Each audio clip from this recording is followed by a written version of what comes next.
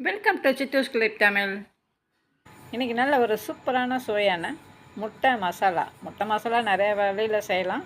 ஆனால் இப்படி ஒரு முறை செஞ்சு பாருங்கள். அடிக்கடி இதை நீங்கள் வீட்டில் செய்வீங்க.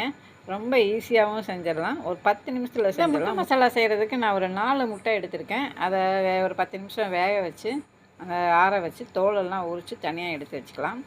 எடுத்து வச்சுட்டு இந்த முட்டையை லைட்டாக கத்தி வச்சு கீறி 2ஆக பிளந்து அது உள்ளே இருக்கிற அந்த மஞ்சள் கருவை தனியாக எடுத்து வச்சுருங்க. அதை நம்ம போட்டு பிரட்டும் போது முதல்லே போட்டு பிரட்டினோம்னா உடஞ்சி போயிடும். கடைசியில் போட்டுக்கலாம். அதுக்காக தனியாக வச்சுட்டு இந்த முட்டையை நம்மளுக்கு விருப்பமான சைஸில் இப்படி வெட்டி எடுத்துக்கலாம். 2ஆவோ 4ஆவோ குறுக்க நடுக்க அப்படி வெட்டி எடுத்துக்கலாம்.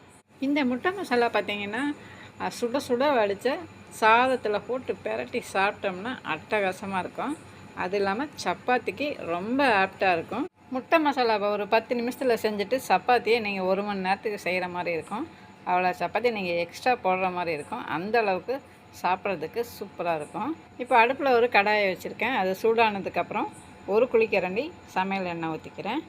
அதில் ஒரு 1/2 டீஸ்பூன் கடுகு நல்லா வெடித்ததுக்கப்புறம் ஒரு 10 பூண்டு நல்லா பொடியை சாப் பண்ணி அதில் சேர்த்துக்கலாம். அந்த பூண்டு கொஞ்சம் பொரியணும் எண்ணெயில். பொரிஞ்சதுக்கப்புறம் ஒரே ஒரு பச்சை மிளகாய் அதை கட் பண்ணி அதையும் சேர்த்துக்கிறேன். இது நல்லா அந்த ஃப்ளேவருக்காக தான். பெரிய வெங்காயம் ஒரு 4 பெரிய வெங்காயம், மீடியம் சைஸாக இருந்தால் 4 வெங்காயம் நல்ல பொடியாக, எந்த அளவுக்கு பொடியாக கட் பண்ண முடியுமோ அந்த அளவுக்கு பொடியாக கட் பண்ணி சேர்த்துக்கலாம். இந்த வெங்காயம் வணங்குறதுல தான் இந்த முட்டை மசாலாவோட டேஸ்ட்டே இருக்குது. இப்போ இது கூடவே கொஞ்சமாக கருவேப்பிலை இலைகள், இந்த வெங்காயம் வணங்குறதுக்காக சும்மா ஒரே ஒரு பிஞ்சு உப்பு, சீரகத்தூள் ஒரு 1/2 டீஸ்பூன் சீரகத்தூள் போடுறேன்.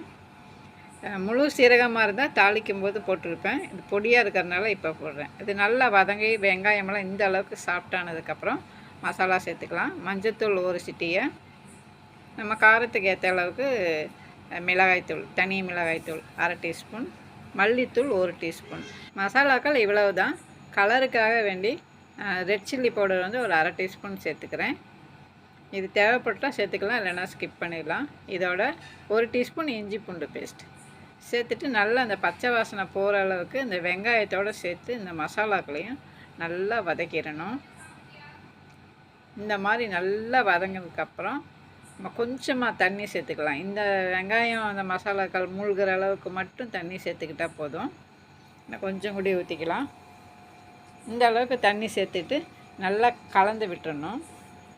கலந்து விட்டுட்டு இதுக்கு தேவையான உப்பையும் இப்பயே சேர்த்து விட்டு கலந்து விட்டு ஒரு மூடி போட்டு ஒரு 2 நிமிஷம் மட்டும் இந்த வெங்காயம் வேகணுன்னா நல்லா, அதுக்காக ஒரு 2 நிமிஷம் மட்டும் மூடி போட்டு நல்லா வேக வச்சு எடுத்துக்கலாம். இந்த மசாலா கொஞ்சமாக இருக்கிறனால கருகிறதுக்கு வாய்ப்பு இருக்குது. அதனால் 2 தடவையாவது திறந்து கலந்து விட்டு வைக்கணும். இப்போ பாருங்கள், நல்லா வெங்காயமெல்லாம் வெந்து வந்திருக்குது. இந்த டைமில் ஒரு சிட்டியை கரம் மசாலா, ஒரு சிட்டியை மிளகுத்தூள், ரெண்டையும் போட்டுட்டு நல்லா கலந்து விட்டுட்டு நம்ம கட் பண்ணி வச்சுருக்கோம்ல முட்டை, அதை இதில் சேர்த்துக்கலாம். அந்த வெள்ளை கருவை மட்டும் சேர்த்துக்கலாம், வேக வச்சதை சேர்த்துட்டு அந்த மசாலாக்களோட நல்லா அப்படி பிரட்டி எடுத்துடலாம். அடுப்பு கம்மியாக வச்சுக்கணும். நல்லா பிரட்டிட்டு மூடி போட்டு 1 நிமிஷம் வச்சுருந்து. அப்போ தான் அந்த மசாலா அந்த வெள்ளை கருவில் முழுசெல்லாம் கோட்டாகும். அதுக்கப்புறம் திறந்து நம்ம அந்த 4 முட்டை கரு எடுத்து வச்சுருக்கோம்ல வேக வச்சு, அதை அதோட சேர்த்துக்கணும். சேர்த்ததுக்கப்புறம் மெதுவாக கலந்து விட்டு, கொஞ்சம் வேகமாக கலந்தோம்னா அந்த கரு எல்லாம் உடஞ்சி போயிடும். அதனால் மெதுவாக கலந்து விட்டு அப்படியே மேலாப்பில் மல்லித்தூளை தூவி இறக்கி பரிமாறலாம். ட்ரை பண்ணி பாருங்கள். வீடியோ பிடிச்சிருந்தா சப்ஸ்கிரைப் பண்ணி சப்போர்ட் பண்ணுங்கள். தேங்க்ஸ் ஃபார் வாட்சிங்.